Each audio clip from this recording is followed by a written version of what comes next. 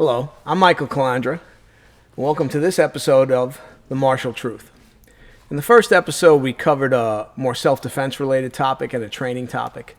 One of the commenters mentioned they'd like to see me do a podcast on training in Chen style Taijiquan practical method and my relationship with Master Chen Zhonghua. So I thought I'd take that opportunity to do that in the second episode. And that's why the second episode is titled, When the Student is Ready, the Teacher Will Appear. This quote is something I heard very early on in my martial arts training when I was a teenager. You read it in books all the time. It's accredited to a few different places. Who knows where it comes from? But most of the time, I never experienced that. I experienced where I walked into a place to find a teacher. Whether it be here in the States or in Japan or anywhere else, I had to seek the teacher out. Having a school in New York all those years, obviously rent is very expensive. So what I did was I would sublease my space to different people to try to help pay the bills and keep the dojo going. So I had a yoga instructor, I had some dance people that rented, and I also had several Taiji instructors that rented the space. Most of the Taiji instructors that initially rented the space, and as far as their martial ability, wasn't overly impressed. I traveled to Japan in the early 90s to train in a Jodo school, and I met a senior Japanese teacher of Chinese martial arts there by the name of Hoshino Minoru, and he introduced me to Qigong and also a little bit of Chen-style Taiji. He was nice enough to come to the States and stay at my dojo for 10 days to teach Qigong. You can see some of the videos on this channel, and also give us a very brief glimpse into the Chen style. So at a certain point, someone approached me and said they knew someone that was looking to rent space. They were a serious Taiji practitioner at the time, and so I met with them, and they started renting a space. So I, at that time in my life, was looking to do something a little more health-oriented, let's say. But the funny thing is my understanding of Taiji at that point was more of a misunderstanding. So anyway, after a few short months, this person comes to me and says, "Listen, my teacher's up in Canada. His name's Chen Zhonghua. He's really good at the martial, at fighting. He understands the fighting. I want to bring him in, but you're my only student. No one else has started doing Taiji yet." And he said, "Maybe you could have your karate students come to a seminar." So discussed it with my karate students. They said, "Sure, let's try it out." And literally, I had never spoken to Chen Zhonghua. I had never met Chen Zhonghua. I had never seen him do anything or heard anything about him. And this individual brought him into the school. So Chen Zhonghua introduces himself, and the first thing he does is he comes over and shakes my head and says, "Hi, I'm Joseph." Okay, so right off the bat, I'm like, okay, no, I'm Master so-and-so. No, I'm Sherfu so-and-so. "Hi, I'm Joseph." And my response was, "Hi, great to meet you. I'm Mike," right? So at that point, he looked around and saw probably about 30, karate goons standing there. And he looked at everybody and said, "Okay, well, I guess let's do something that you guys will appreciate a little more." And he began to teach us. And initially, he taught us the 5 Fists of Shinyi, of which he was a senior, serious Shinyi student for quite a while before he eventually went to Taijiquan.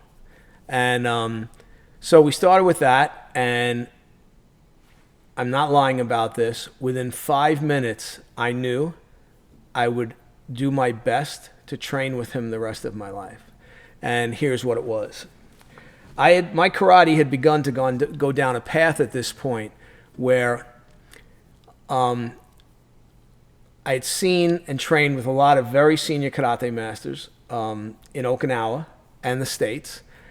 And I just felt like I was hearing these concepts of, hard and soft, contraction, expansion, generation of power, these different things. But nobody was really explaining exactly how to train in those things. And, you know, someone would talk about the concept of vibration, for instance. And then when they demonstrate vibration, they would just kind of like shake themselves like this. And at the time, you know, I didn't know any better, but it just didn't seem like that was the vibration that we're reading about in these ancient texts like the Bubishi, for instance. So Chen Zhonghua comes in, and within 5 minutes, he starts demonstrating movement. Not the slow movement, not the just wave your arms in the park movement of Taiji that we see a lot of elderly people doing. He was issuing power with speed and power, and the way his body moved, I was like, and not just me, all the karate guys were looking around at each other like, what just walked into this school? So here was a guy standing in front of me, literally demonstrating all these concepts within his body. So from that point on, we continued training. Initially, I studied Hunyan Taiji with him, which was from Master Feng Zhejiang. And then eventually, I began training traveling back and forth to Canada to train with Master Chen Zhonghua. And at one point, very short into the relationship, probably within a year and a half, 2 years, he said, you should learn the Yilu. And at the time, I didn't even know what the Yilu was. I thought it was part of the Hunyan system. I didn't even know it was a completely separate Taiji system. And I started learning that and trying to do what Master Chen told me, putting the different concepts in that he was trying to instruct me in, which is very difficult. But what I noticed was there was a real method. Which that's why we call it Chen style Taijiquan practical method, because the system's practical and there's a method, there's a teaching method to get you to understand the concepts and to be able to actually physically do them. And it's not easy. So the thing you need to understand when you train in we'll just call it practical method to keep it easier, so I don't have to keep saying that long name. When you train in practical method, it's difficult. It's a high level martial art requiring supreme body control. It creates a total rewiring of your brain and body relationship.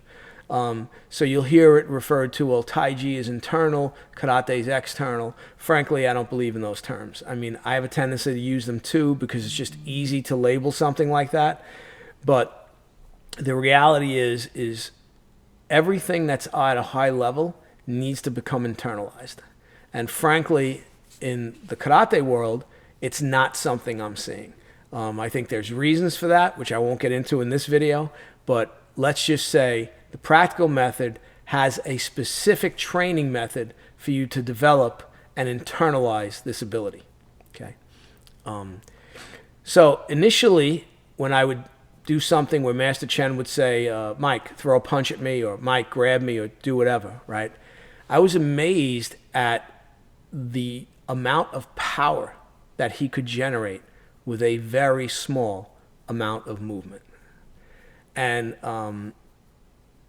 being on the receiving end of it, okay, it was eye-opening to me.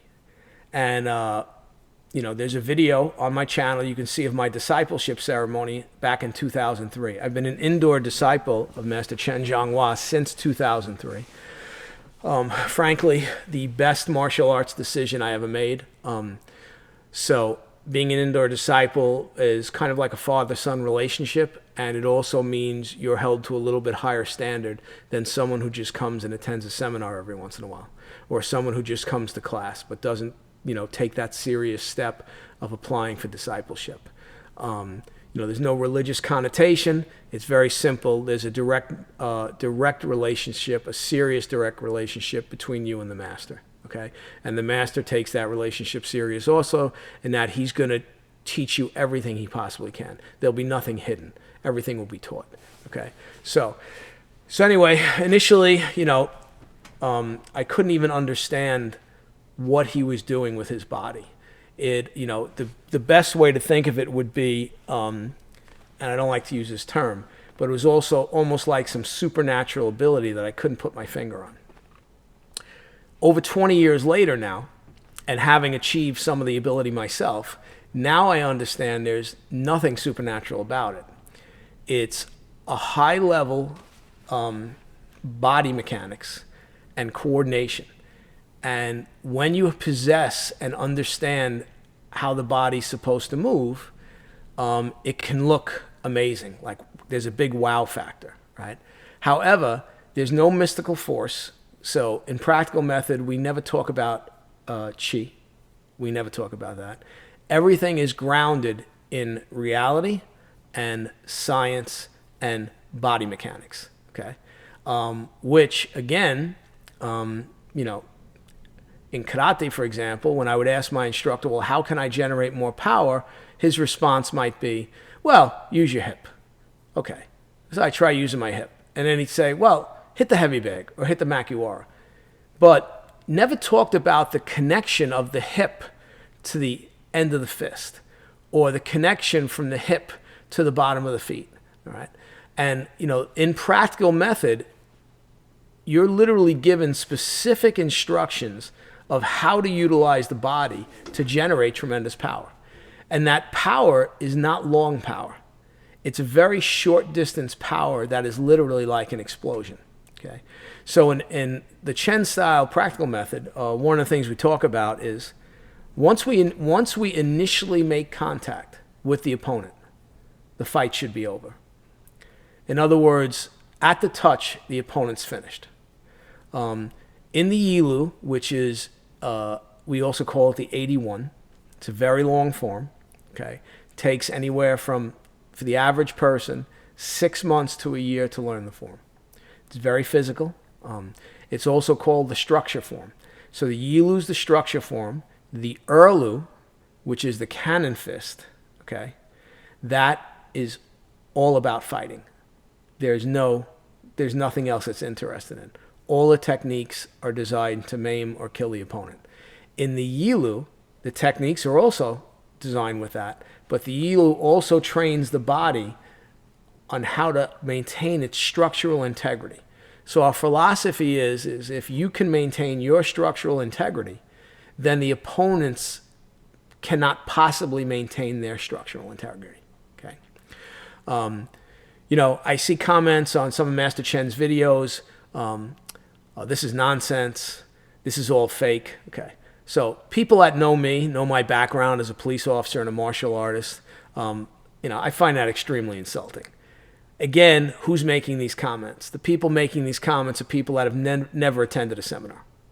So again, very easy to sit where I'm sitting right now and say, oh, that's nonsense or BS, never having experienced it. Master Chen travels all over the world. He's going to be doing a tour in Europe in a few weeks. So if you're interested, you can go to his website, practicalmethod.com, and there'll be a list of dates where he's going to be in Europe, and you can attend a workshop. All I can tell you is we bring him in on average to New York for the last 20 years, twice a year. And every time we get new people come in, and they're skeptical, which I completely understand, until the first time Master Chen says, okay, come here and let me show you. And he does something on them, and then the skepticism goes right out. It's replaced with, what did I just experience? So to give you an idea, I've had 3 senior karate senseis come and attend Master Chen workshops.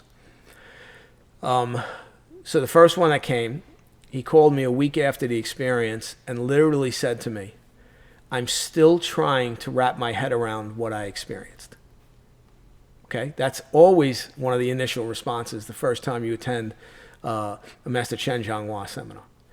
Then the other sensei, who was a little bit older, said to me, this is amazing. I can't believe, I'm not even sure how he's doing the things he's doing, but I understand there's a principle there. I understand there's nothing magic or mystical. I totally get what he's saying, right?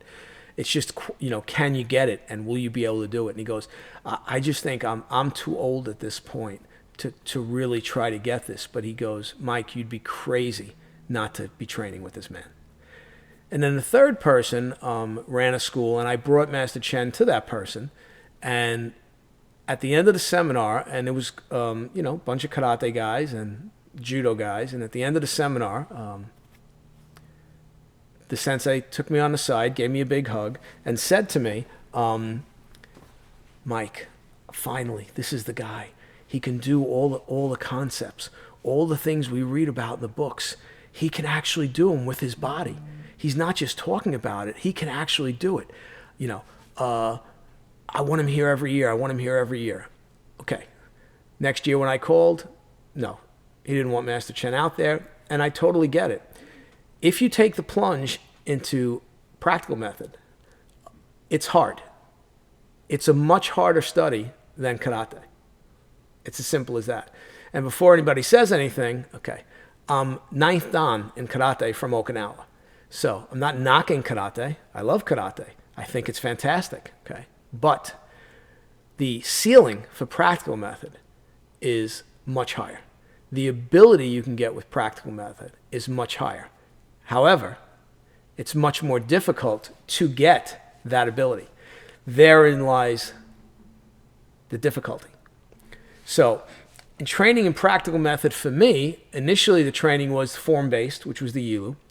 And then once I had the form, Master Chen then began with concepts. And concepts are, things like don't move, there must be a rod through the body, everything has to rotate around the rod, contraction, expansion, and a lot more. Yin-yang separation, okay, where you're able to isolate one side of the body and the other body can move freely, right? Simple things like the hand never travels to this side of the body. That's the responsibility of this hand. This hand only stays here. Everything is circular based, okay? So initially, most of the Taiji I had seen or experienced, I never saw any application for the movements in the form. And then I started training with Master Chen Zhonghua, and that was part of my early training. He would show the move, and then he would show application for it. This is what's going on. This is what you do. And again, it wasn't one application. It wasn't, well, this is the move, and this is the application. No. He'd show 3, 4, 10, 15 applications for one move, okay? Which, again, is something we should also be doing in karate when we talk about bunkai and oyo, right? So here's a Chinese martial art that's older than karate, all right? And they're doing multiple applications for all the different moves. Now think about it. I said the form is 81 moves, but in reality, some of the moves are 7 moves, and that's one move. So reality, the form has about 365 moves. So it's roughly, that's why if you learn one move a day, one individual move a day, then you're looking at about a year to learn the form. So the form is much more complex than any other form I've ever learned, okay? And I'm talking across the board. So the form is much more complex. It's much more high level. So if you make an attempt to do the form correctly as possible, it will change you. It will change your body. It will change your mind and the relationship between your mind and body. And you'll be able to hopefully develop some pretty good ability. And in developing that ability, I always hear a lot of times I'll go to a dojo and do a karate seminar. And then one of the karate people say, hey, you think maybe you could do an introduction to Taiji? I know you do Taiji, and I'm not really aware of, I said, sure. And then I do a Taiji seminar, and I do a little push hands with everybody. And as I'm making people lose their balance and fall, the comment I get all the time is, I don't know how you're doing that. And recently I posted a video of me in a backyard during a barbecue in Argentina where a group of karate people asked me, could you explain to us a little bit about the Taiji? And I immediately started showing them a little what we call fixed step push hands. And the response again was the same thing. They couldn't comprehend why I was making them fall over so easy. And they're like, but I don't understand what you're doing. So we call this, jokingly we call it, the mysterious power of Taiji. So it's not something that's easily explained. It's something you have to feel. And once you begin to feel it and feel it in your body, well then and you can reproduce it, then you begin to understand it. And the thing you need to understand in the beginning of the training, you're using power, like you're using physical strength.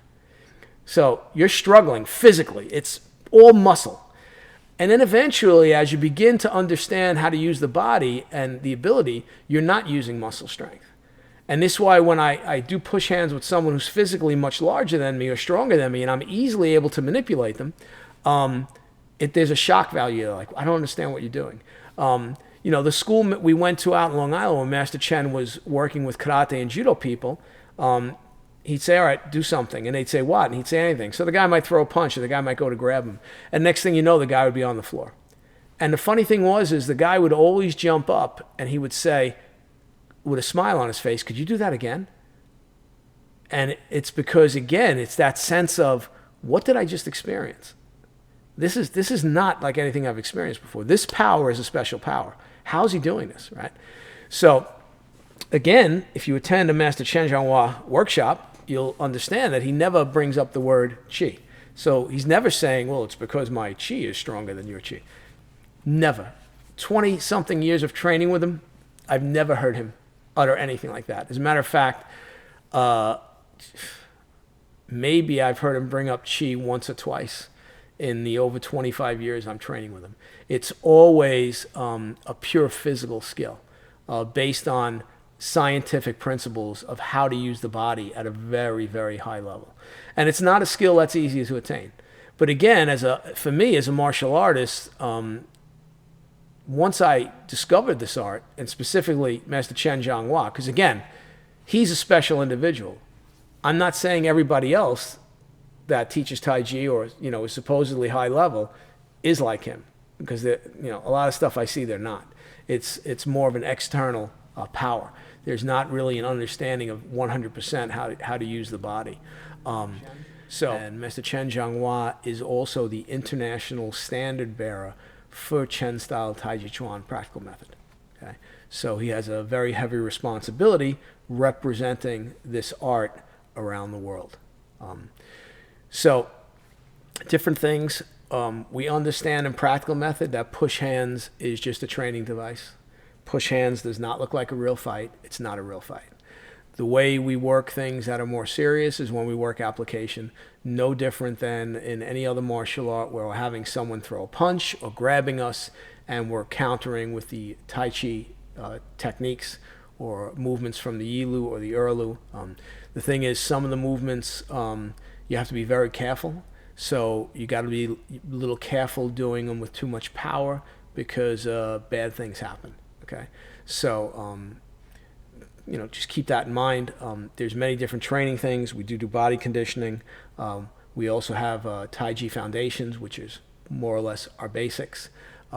There's 2 empty hand forms, the Yilu and the Erlu, and there's 2 sword forms, the straight sword and the broadsword.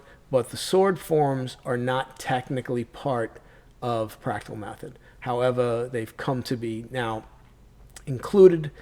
People like doing them. I like doing them. I think they're a lot of fun. Again, nothing wrong with having fun. They're very athletic, so as I'm getting older, it helps to keep me in shape, doing the sword forms and swinging the weapons around, so it's very good. The Taiji training, I'll give you some insights. I asked Master Chen, well, is Taiji for health? So Master Chen's response was there is only 2 ways to do Taiji, and that is right and wrong. If you do Taiji right, you get high martial, high fighting ability, and you get a high health benefit. If you do it wrong, you don't get martial ability, and the health benefit you get is no different than going for a walk. So when we're talking high health benefit in Chen style Taijiquan practical method, we're talking the ability to generate power at an advanced age. So you're able to actually still generate power as you get older and older. So this is what we're talking about. A lot of the Taiji you see in modern times, they say is for health. And okay, so if you want to wave your arms around and do the form slowly that way and fine, that's fine, okay. But real Taiji training, the form also has to be done with power. full power. You again can go on my YouTube channel and you can see me or Master Chen doing some things full power. You can go to his site, practicalmethod.com. You'll be able to see him or his YouTube channel and see him doing the form with a lot of power. This is important.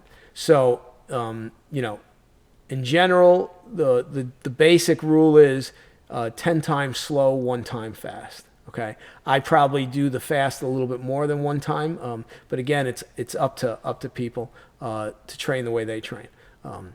So I'll end this with a story, a couple of things. One is I'm never disappointed anytime I train with Master Chen. So anytime I train with him, whether it's via in person or the Zoom classes I do with him once a week, I get something out of every single interaction I have with him. Every single interaction. So for me, that's phenomenal. Okay. I have to be honest, as I was going through my martial arts journey and I was training with certain, senior karate sensei, after 4 or 5 seminars, I basically saw the playbook. I'd go to the 6th seminar. There's nothing. I'm not hearing it like, okay, well, where's the thing now where I'm going to be taught something that's going to be like, oh, okay, now I can go back and work on this. I wasn't seeing that. I've never not experienced that with Chen Zhonghua.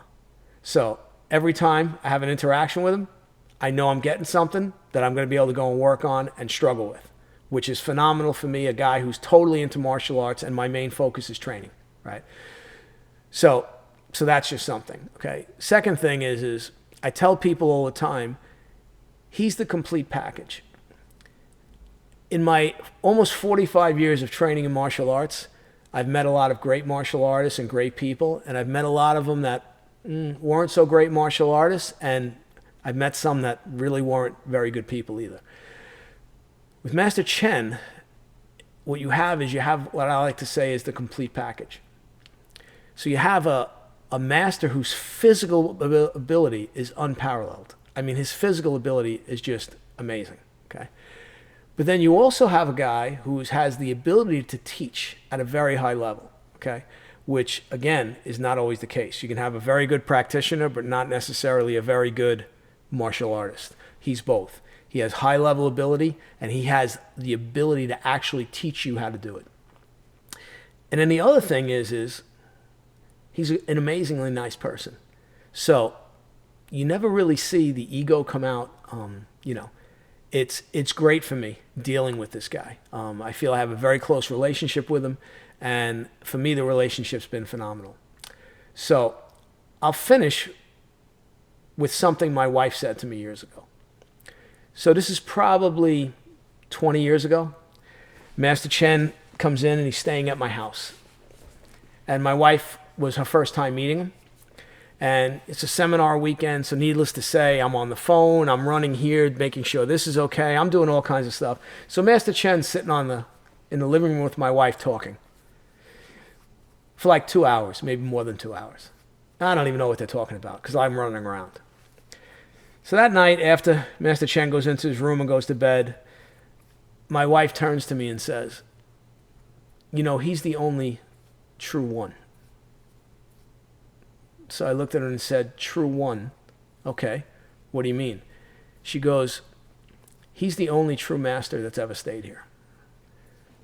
And I said, okay, why do you say that? She goes, well, some of your teachers don't speak English, so they don't count. I can't tell about them. But some of the guys that stayed here, like, if I had a conversation with them, at some point their ego came out, like they had to show me how smart they were or how much they knew about something. I just sat with him and spoke for 3 hours, and we talked about everything from raising kids to education. My wife's a doctor, so the medical field, and all different topics, things going on in the world. And she said, when I never in those 3 hours did his ego come out, did he feel he had to show me how smart he is. He was just matter of fact about everything. And my wife said to me, so if you say he can fight, I know you can fight. So if you say he can fight, I take that as a given. But to sit there and have someone speak to me on a myriad of topics for a few hours and that person's ego never come out or anything like that. She goes, that said to me, he really is a true master. So, I hope you enjoyed this second episode of The Martial Truth. If you're interested in Chen Zhonghua seminars, you can go to his website, practicalmethod.com. There'll be a list of upcoming workshops, and he travels all over the world. So he's in the U.S., Canada, he's going to Europe, he goes everywhere, all right? You can get info there on what he's doing. You can also contact me, and you can see there's, various ways to contact me. You can contact me through Facebook Messenger. As always, I'd appreciate a like, subscribe, and share, please. The first episode was positively received. I got a lot of really good comments, and also those comments gave me ideas for future. I'm going to try to do one possibly once a week. If that becomes a bit much, then maybe I'll spread it out to every 10 days or twice a month. We'll see how it goes. But initially, I'm going to try to do once a week. Again, if you're interested in training, I do Zoom classes. So I do on average right now, I'm doing 8 Zoom classes a week. Again, I'm in Wittmann, Arizona. If those of you that are closer are interested in training in those arts. And next weekend, I will be in Phoenix for the Martial Arts Mashup, which you can go on Facebook and look up Martial Arts Mashup. And you also, last week's podcast has a link to it. And if you're interested in coming by and training, I hope to see you. All right. So thanks again. I hope you enjoyed it, and I'll see you next time.